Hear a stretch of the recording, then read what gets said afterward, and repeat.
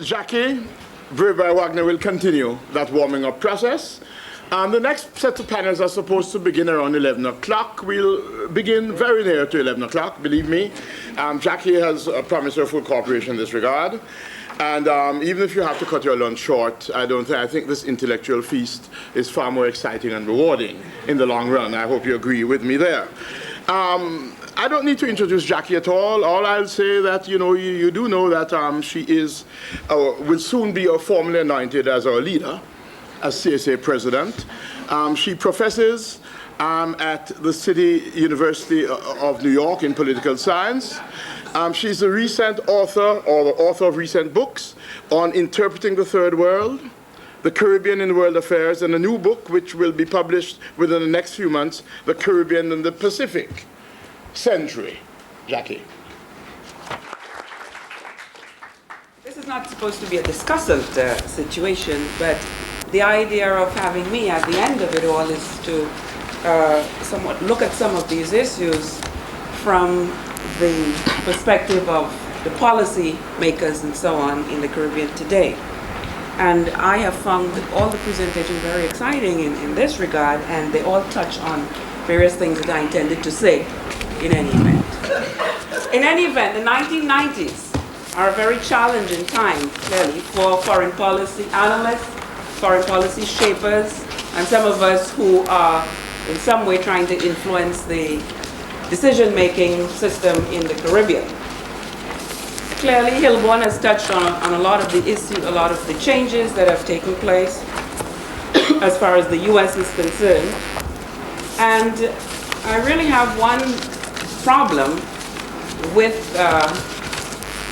Hilborn's assessment and some other assessments, and that is that we have had a tendency in the Caribbean to constantly overestimate our capabilities vis-a-vis the United States, and at the same time underestimate the resolve of the United States and the power of the United States, the hegemonic power of the United States. And I'll return to that in a little bit. But this is a period of time in which clearly there's a lot of reassessment both in the developed world and in the developing countries, the smaller countries of the world. In the United States, those of us who are based in the United States have been sort of flooded by a barrage of articles and papers and so on, which have been coming out, usually entitled "The U.S. in the New Emerging Order," Western Europe in the New Order, Japan in the New Order, and so on and so forth. Very little on the Third World, although recently we had a series on Africa, the marginalization of Africa in the New Order. And this, of course, reflects the fact that everybody at this point in time is reassessing, all right, trying to decide what to do given the new conditions and the new order which is still supposedly emerging. In the larger countries, I think the focus has been on the reorientation of military strategies. Certainly that Pentagon document which Hilborn referred to was of great interest to all of us because initially this was leaked to the press, to the New York Times and so on. And initially the Pentagon defined its new role.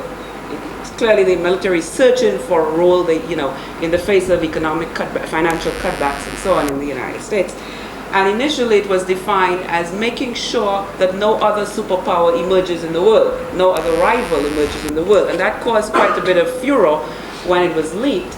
And so recently they revised their thinking to be some slightly milder language, but it all amounts to the same thing, that is that the United States is very much prepared, that the Pentagon anyway hopes that the government would be very much prepared to go in to make sure that the United States remains the strongest power in the world, and to make sure that it takes the lead in resolving conflicts, especially regional conflicts and so on, in the world, and that it gets involved in all areas of strategic interest to the United States. So that has been clearly very important. The fact is that even though we're all reassessing what is happening, we do know that the New World Order contains some basic characteristics.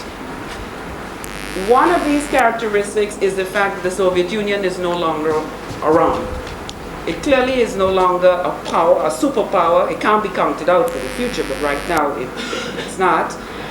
And therefore, it is not a counterpoint anymore to the United States for third world states. Russia and its component republics cannot provide aid, cannot provide any tangible support, and I'm afraid in this world, we all have to be extremely realistic and go with the flow as far as looking for financial aid and so on is concerned. The former Soviet model of development has been discredited by the Soviet Union's own dismantling of its command system. That therefore leaves the United States as the only superpower, and whether we look at it from a political economy perspective or a traditional perspective, I think we have to agree that the United States is the strongest power around. And despite the domestic problems that the United States is facing, problems which preclude it from acting alone in world affairs, the United States perspective is predominant in global, political, and economic forums. At the United Nations, all right, clearly there's a recognition that the United States view is predominant, that the Western Europeans are having a consensus of opinion with the United States. And so obviously at the core of the new world order is the perspective of the United States. And that was recently described by Secretary of State Baker, who was trying not to make it look as though the United States wants to be the only power around. And he described it in the following way. As the most powerful democracy on earth, we must act the catalyst, driving forward where we can. As President Bush has said, the world trusts us with power. They trust us to do what's right. Because of this American record, we are able today, if we will, to work with our partners to share responsibilities and costs and to advance together on common problems. That is American leadership through collective engagement. So this seems to be, and this word keeps coming up, this phrase, American leadership through collective engagement. Further, the Secretary said, the idea is to replace the dangerous period of the Cold War with a democratic peace, a peace built on the twin pillars of political and economic freedom, and I think that is the key. That the United States is prepared to act around the world in order to preserve political and to foster political and economic freedom. One of the things though which is not at all clear is that the United States is prepared to act militarily. All right, the Pentagon clearly is trying to push this, but even the Pentagon document notes that U.S. influence strategies are more likely to stress diplomatic and economic tools and multilateral and regional solutions than military instruments, so that we should not expect to see the United States heavily involved militarily around the world.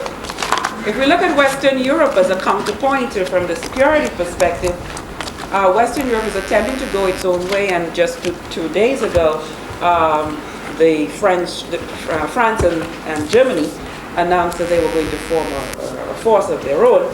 But again, we don't see there any emergence of a group which would be a counterpoint to the